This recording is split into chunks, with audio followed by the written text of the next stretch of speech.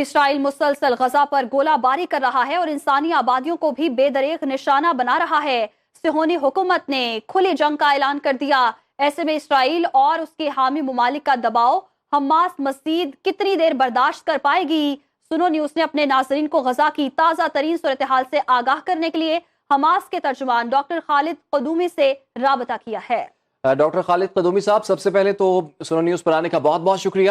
Doctor صاحب، غزہ میں اس وقت صورتحال کیا ہے؟ پاکستانی عوام جاننا چاہتے ہیں، اور اب تک اسرائیل کے کن ایریاز میں عسکریت پسند موجود ہیں اور کتنے اسرائیلی فوجی اب تک یرغمال بنائے جا چکے ہیں؟ غزہ میں کل سے صبح یہ طوفان الاقصی کا جنگ ہمارے مجاہدین نے آغاز کر دیا ہے۔ الاقصی کے نام پہ اور ہمارے شرائنز کے نام پر، اور ہمارے کے اسرا اور پریزنرز جو اسرائیلی قید میں ہیں ان کے نام پر، اور ہمارے کے بسیجڈ عوام جو غزہ میں ہے ان کا نام پہ ہے، اور ہمارا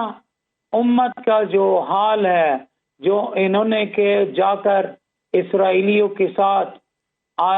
نارملائز کرنے کا کوشش کیا، ہم نے پیام پہنچانے کے لیے یہ جنگ آغاز کر دیا ہے۔ اور میں آپ کو یہ بتاتا چلوں کہ یہ جنگ ہے، کوئی معمولی جنگ نہیں ہے۔ ابھی ایک مائل سٹون ہے ہمارا کنفرنٹیشن کی کہانی ہے، جو ایک سینچری سے چلا ہے، جو ہمارے عوام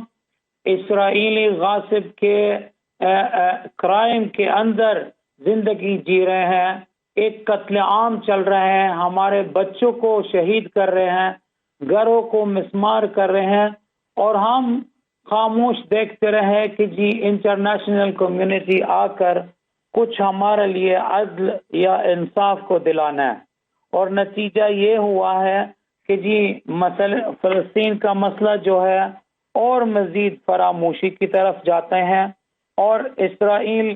بجائے یہ ایکسٹریم اور رائٹسٹ گورنمنٹ جو ابھی موجودہ گورنمنٹ اسرائیل میں نتنیاہو اور ابن غفیر کا جو اس کے منسٹر ہے، جو مسجد اقصی کے حرمت کے بے حرمتی کیا ہے، اور ہمارے چرچ کو بھی حرمتی کیا، ہمارے مقدسات کو اور ہولی شرائنز کو بے حرمتی کیا ہے، اور دنیا ابھی تک تو کوئی ایسی ریاکشن نہیں کیا۔ لذا کہ الحمدللہ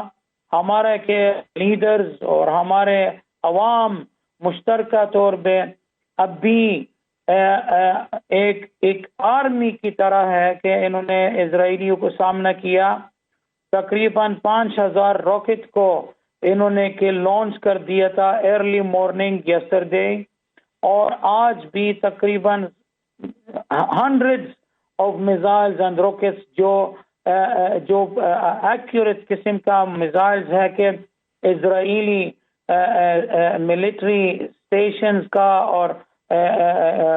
اس کو ایم کر دیا اور ٹارگٹ بھی کیا ہے۔ ساتھ ساتھ ہے کہ جو بڑا کامیابی ہے ہمارا مجاہدین سیٹلمنٹس کے اندر، یعنی سیٹلمنٹس یہ میں بتاتا چلو کہ آپ کا ناظرین کے لیے ہے، وہ ہمارے شہروں کا جو اسرائیلی کی قبضے ہے، جو انہوں نے اس کے اندر اسرائیلی لوگوں کو دنیا سے لے کر آیا ہے اور اس میں آباد کر دیا ہے، اور انٹرنیشنل لاء کے مطابق یہ سیٹلمنٹس ہے، اللیگل ہے اور آکیوپیشن کا ایک حصہ ہے۔ الحمدللہ عقیدہ کے ساتھ، ایمان کے ساتھ اور اپنے جدوجہد کے ساتھ ان سیٹلمنٹس کے اندر داخل ہوئے،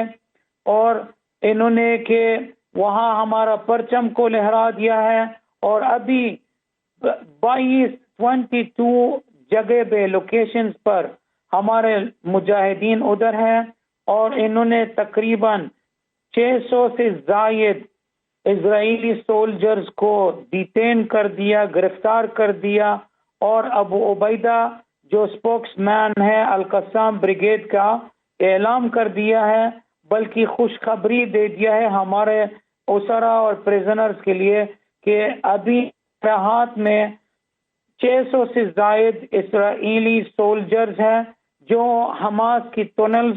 اور محفوظ جگہ پہ غزے کے اندر کو منتقل کیا گیا تاکہ ہمارے 4000 قیدی زندگی اور آزادی کا خوشبو سونگھ سکتے ہیں اور آزادی کی فضا میں دوبارہ اپنے خاندان کی طرف اور اپنے وطن کے پاس واپس آ سکے. یہ کامیابی میرا خیال ہے کہ ایون آرمیز بھی ہمارے عرب اور مسلم آرمیز 1 سینچری کے اوپر یہ کامیابی کو محقق نہیں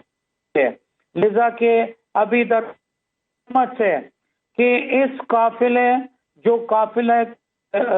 کارواں ہے جس کو کہتے ہیں کہ پیروزی کا کارواں، اس میں شرکت کیا جائے اور جد و جہد کے جو آزادی کا اسی راستہ میں ہمارا ساتھ شریک ہو جائے. ہر کوشش ہے کہ حماس اور فلسطین کو مدد کیا جائے تاکہ آزادی قبلہ اول کی آزادی محقق ہو جائے.